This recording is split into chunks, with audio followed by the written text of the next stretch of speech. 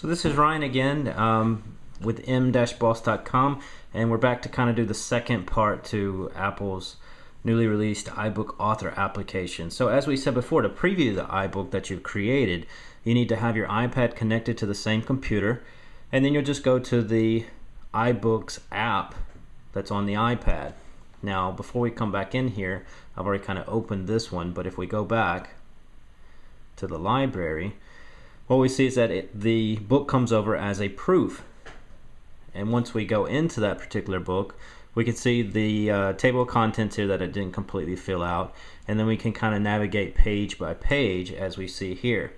Now here was that SketchUp rendering that I had downloaded from Google SketchUp and kind of put in there, and as you can see, since it's a 3D object, I can kind of manipulate it and play around with this particular chair.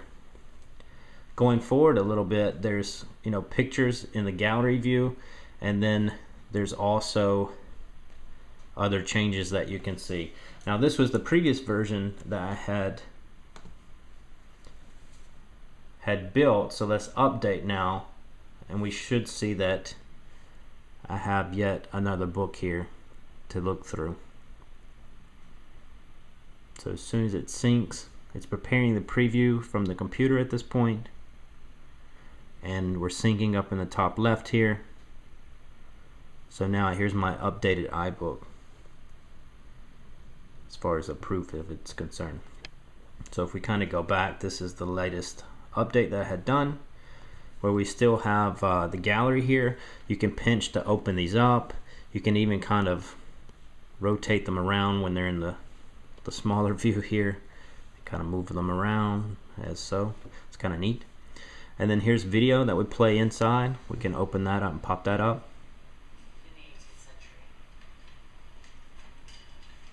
Some old printing technique there. We'll just kind of pause that again. Again, the 3D view. And here was that interactive image. So if we kind of click in here and open it up, we can kind of zoom in and we see where we had typed in that particular thing, and we can zoom back out and so on, and then zoom back out. So it adds a little bit of additional level of interactivity there.